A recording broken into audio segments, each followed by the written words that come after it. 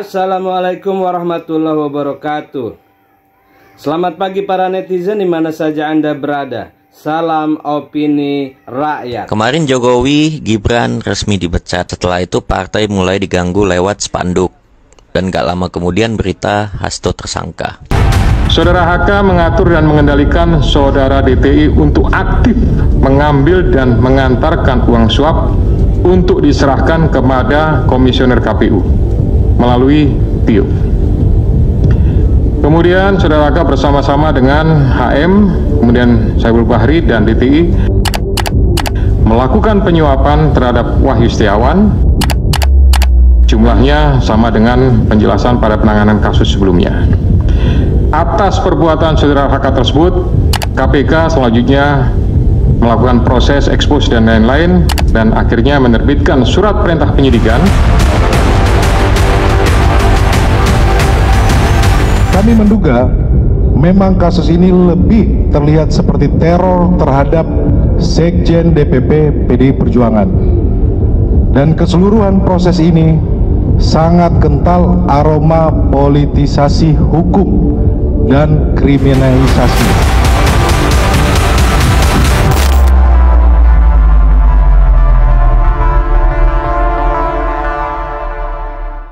Pemirsa, Sekjen PDIP Hasto Kristianto tak tahu di mana usai ditetapkan tersangka oleh KPK.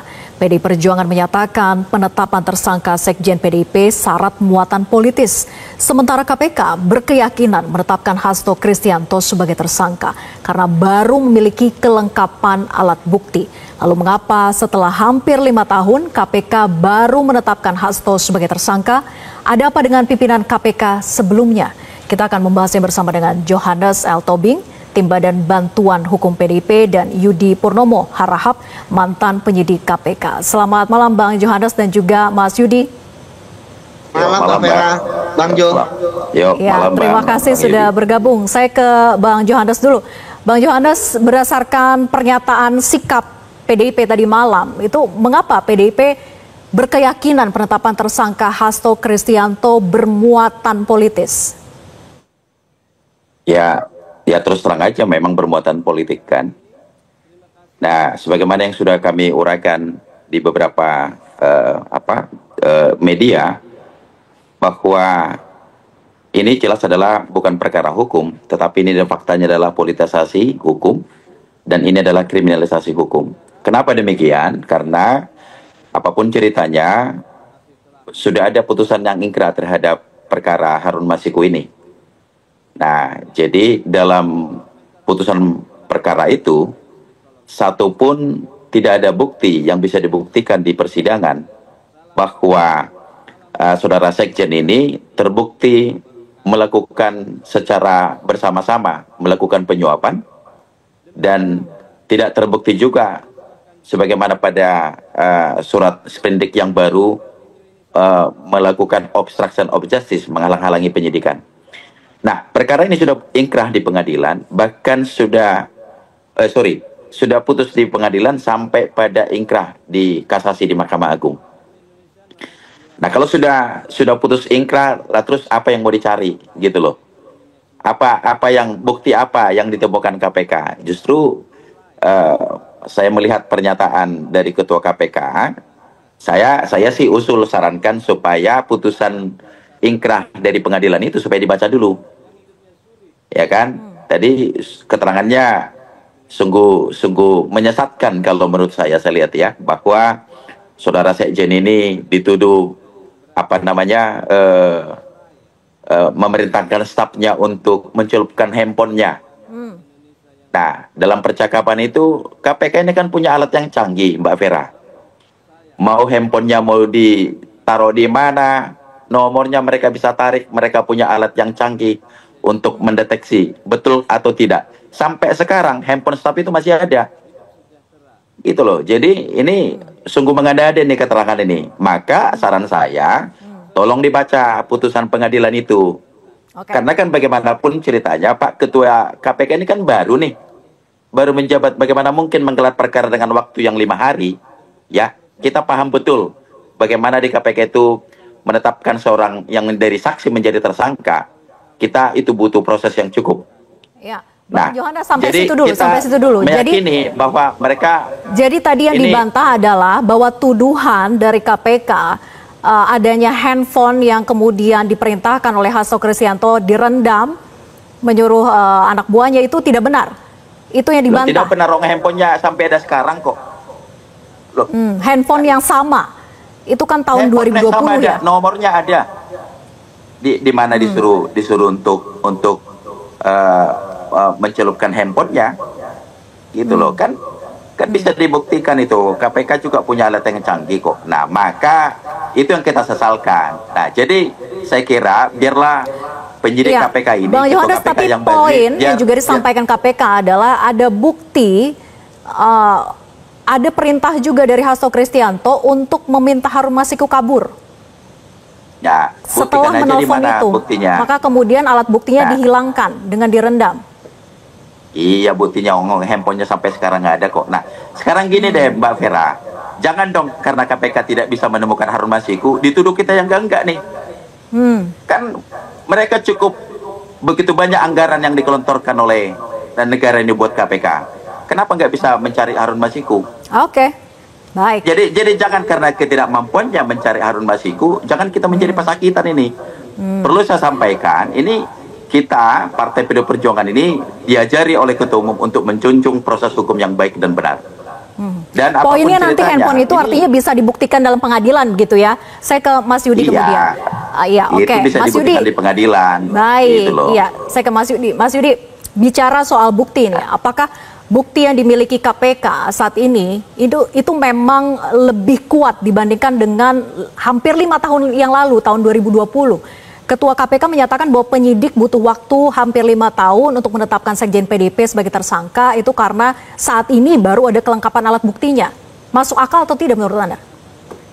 Ya, menurut saya itu sangat masuk akal ya, bahwa perkembangan 5 tahun itu kan juga bukan waktu yang sedikit ya, bahwa dalam upaya-upaya penyidik untuk kemudian mencari Harun Masiku, ya tentu mereka melakukan serangkaian tindakan penyidikan, pemeriksaan saksi, ya kemudian penggeledahan, penyitaan, dan tindakan-tindakan lainnya yang tentu menambah khazanah ya, bukti-bukti baru yang dimiliki oleh KPK, sehingga ketika gelar perkara ya berhasil menetapkan tersangka, yaitu Pak Hasto dalam perkara suap dan perkara merintangi penyidikan.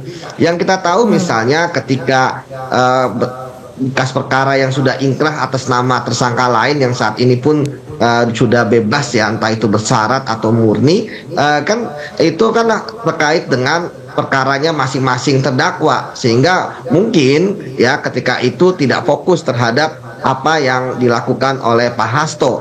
Nah, tapi sekarang KPK ketika kemudian kemarin merilis ya bahwa ada perbuatan-perbuatan Pak Hasto, pasti itu sudah dilengkapi oleh alat-alat bukti mereka serta barang-barang bukti, sehingga tentu KPK tidak akan sembarangan menetapkan status tersangka kepada Pak Hasto, sebab pasti selain diuji ya juga diuji di pengadilan, itu juga diuji di forum ekspos tersebut, sehingga saya meyakini tidak ada rekayasa ataupun mengada-ngada. Pasti semuanya ada bunyinya, entah itu dari keterangan saksi, entah itu dari dokumen ataupun dari barang bukti yang memang KPK tentu tidak mempunyai kewajiban untuk menyampaikan kepada publik ya ketika konversi pers. Mereka hanya menyampaikan terkait dengan apa saja perbuatan-perbuatan yang kemudian mereka yakini bahwa itu adalah perbuatan yang bisa ditetapkan sebagai tersangka dalam kasus suap terhadap komisioner KPU dan juga perintangan penyidikan atau pasal 21 Undang-Undang Tindak Pidana Korupsi. Seperti itu Mbak Vera. Oke, jadi ini hasil dari pengembangan penyelidikan. Tapi sebagai mantan penyidik KPK, Mas Yudi, berdasarkan keterangan yang disampaikan oleh Ketua KPK Pak Setio, kira-kira apa sebetulnya alat bukti yang dimiliki oleh KPK sehingga KPK tuh baru yakin untuk menetapkan Hasto itu sebagai tersangkanya sekarang gitu? Apakah hanya berpegangan kepada keterangan saksi atau memang ada alat bukti lain misalnya jejak digital dan sebagainya? Tapi dijawab nanti usai jeda, tetap bersama kami di Prime Time News. Kita lanjutkan perbincangan, saya ke Mas Yudi lagi. Mas Yudi, jadi kira-kira apa saja sebetulnya bukti yang dimiliki oleh KPK sehingga baru menetapkannya sekarang? Karena kalau kita mengingat pernyataan dari mantan penyidik senior KPK, Novel Baswedan, menyebut bahwa berdasarkan bukti-bukti yang dimiliki KPK, penetapan tersangka Sekjen PDIP Hasto Kristianto itu sejatinya sudah diusulkan oleh penyidik sejak 2020 lalu. Nah, namun katanya pimpinan KPK saat itu tidak mau dan meminta Harun Masiku tertangkap dulu. Nah, jadi yang perlu dipertanyakan, ada apa dengan pimpinan KPK yang dulu? Apa iya ada intervensi, Mas Yudi?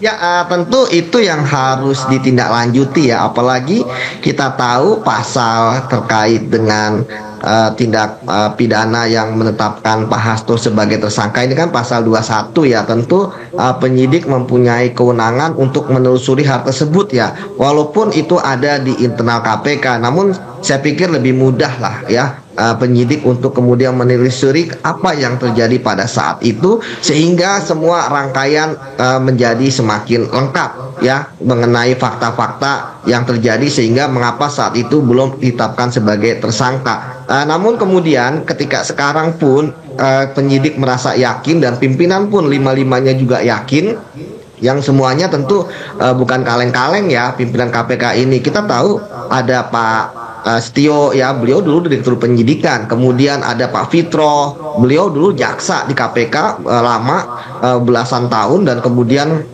sekarang kembali sebagai pimpinan KPK, direktur penuntutan juga. Artinya bahwa untuk kasus perkara korupsi saya pikir mereka sudah bukan pemain baru ya, seperti saya katakan bukan kaleng-kaleng lah. Nah, ketika sekarang Pak Hasto ditetapkan sebagai tersangka untuk kedua kasus tersebut, saya melihat bahwa tentu penyidik ini kan juga penyidik yang berpengalaman ya, bahwa tentu mereka tidak akan ya menyandarkan kepada hanya satu keterangan saksi atau dua keterangan saksi, ataupun hanya kepada satu dokumen ataupun satu surat ataupun keterangan ahli dan lain sebagainya. Karena kalau misalnya hanya pada hanya sedikit, misalnya hanya dua alat bukti ya, walaupun bisa sudah menetapkan sebagai tersangka, tetapi itu akan sangat riskan ya ketika misalnya seorang saksi dia akan mencabut pernyataannya seperti itu. Jadi saya pikir kalau untuk kasus ini bagi saya ya sudah clear lah terkait dengan penetapan tersangkanya. Nah, sekarang kan jadi menurut Mas Yudi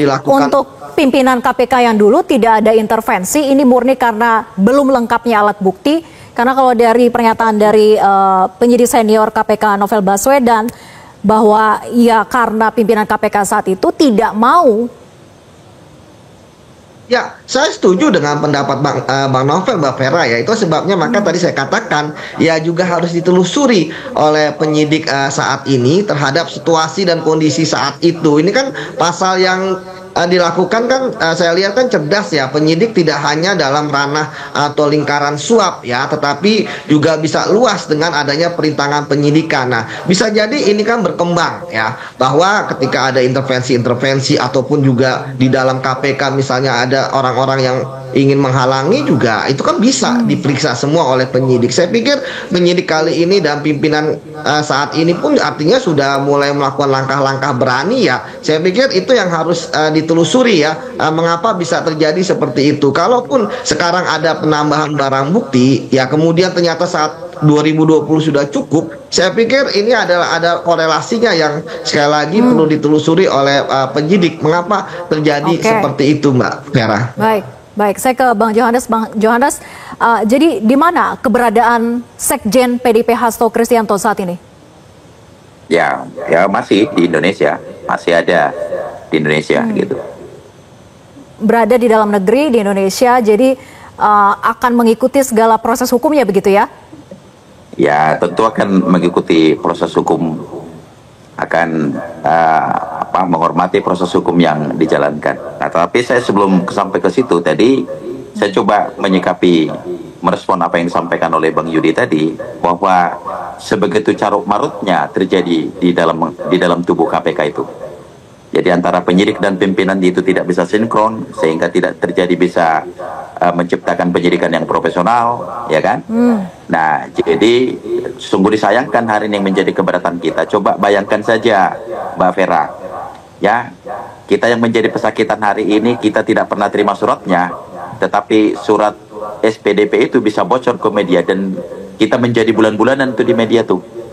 Ya, berita bahwa kita dijadikan tersangka oleh KPK, kita belum pernah terima suratnya, tapi surat itu bisa bocor ke media. Nah, jadi kemudian ketidakprofesionalan KPK, jadi karena mereka sampai hari ini tidak bisa menemukan Harun Masiku, kita tetap juga jadi bulan-bulanan ini. Gitu loh. Kan sebegitu banyak anggaran diberikan oleh negara ini kepada KPK. Ya, tapi sampai hari ini juga tidak bisa bertindak secara profesional. Ya, oke. Maka kita menjadi dirugikan di sini. Nama-nama baik kita menjadi dirugikan, gitu. Nah, jadi kita mendoronglah KPK jangan sampai dibikin malu nih, karena salah satu mantan petinggi partai dari PD Perjuangan ini, ya saya sebut aja namanya, Marwar Sirait itu kan sudah sampai membuat sayembara tuh, akan memberikan uang pribadinya katanya 8 miliar. Iya, tapi jangan sampai ada sayembara kedua ya Bang Johannes. Jangan sampai ini penghinaan, Hasto Kristianto lembaga KPK nanti tidak muncul begitu, karena kemunculan Hasto Kristianto saat ini sangat dinantikan oleh publik tentunya. Tapi satu pertanyaan lagi Bang Johannes, apakah Hasto Kristianto ini benar-benar tidak mengetahui soal PAW yang menjerat Harun Masiku, mengingat tuduhan KPK sebagian uang yang diserahkan kepada mantan komisioner KPU saat itu adalah uangnya Hasto Kristianto? Kalau soal PAW itu kan memang urusan partai. Iya kan? Itu kewenangan partai untuk seluruh urusan PAW. Nah, jadi saya perlu sampaikan, Harun Masiku itu korban di sini, Mbak Vera. Ya, bahwa seluruh proses yang diminta oleh KPU, bagaimana seorang dibuatkan untuk menjadi PAW, persyaratan-persyaratannya, proses secara hukum itu diikuti kok. Itu dijalankan oleh PD Perjuangan, bahkan sampai kepada keputusan Mahkamah Agung mengeluarkan fatwa agar KPU menjalankan itu. Tindakan proses hukum itu kita lakukan. Tapi kan faktanya hari ini Harun Masiku juga tidak mendapatkan haknya, maka dipaksa dia untuk melakukan itu. Nah, jadi kembali lagi saya bilang, saya menghormati KPK bagaimanapun ceritanya, bahwa setelah Ibu Megawati jadi presiden, bahwa Ibu Megawati yang mendirikan lembaga anti rasuah ini, itu salah satu prinsip kita juga untuk mendorong penegakan hukum. Nah, jadi jangan berdalih bahwa memang menduduh kita yang tidak, ya kan? Kita apalagi tuduhan-tuduhan yang serius seperti itu, bahwa buktinya hari ini tidak bisa dibuktikan bahwa memang segala sesuatu itu sudah selesai ingkrah putusan pada pengadilan. Gitu. Ya, biarkan tuduhan-tuduhan itu diuji nanti di pengadilan gitu ya, Bang Johannes. Terima kasih. Kemudian juga Mas Yudi, terima kasih karena waktu kita sudah habis. Udahlah KPK, udah nggak percaya kredibilitasnya. KPK sekarang itu berdasarkan pesanan. Kasus begini, kalau memang Harun Masiku itu udah terindus dari dulu dan Hasto katanya terlibat, kenapa nggak dari tahun lalu, dari awal tahun, atau dari sebelum-sebelumnya? Kenapa baru sekarang? Kenapa ada yang sakit hati ya dikeluarin dari PDI, dipecat gitu? Ada yang sakit hati? Nah, ini kasusnya hanya 600 jutaan gitu ya, dan tidak merugikan negara. Sedangkan ada nih yang di pengadilan udah jelas-jelas ada bersalah, terus disebutin tuh Blok Medan tuh. Kenapa? Karena itu mantunya presiden, nggak diusut atau gimana? Walaupun itu belum jelas keterlibatannya, paling nggak digelar dong kasusnya, dicari tahu kebenarannya. Ini bukan cuma diam-diam aja. Kenapa? Karena pesanan di sana jangan diusut gitu. Udah bubarin aja KPK, nggak jelas. Uang pajak buat mereka gua nggak rela ya, nggak jelas. Sekarang KPK itu udah nggak ada taringnya, nggak berguna lagi, udah nggak percaya. Demikian saudara, apa pendapat Anda? Silahkan ditulis di kolom komentar. Terima kasih telah menyaksikan video ini sampai selesai. Salam hormat. Wassalamualaikum warahmatullahi wabarakatuh.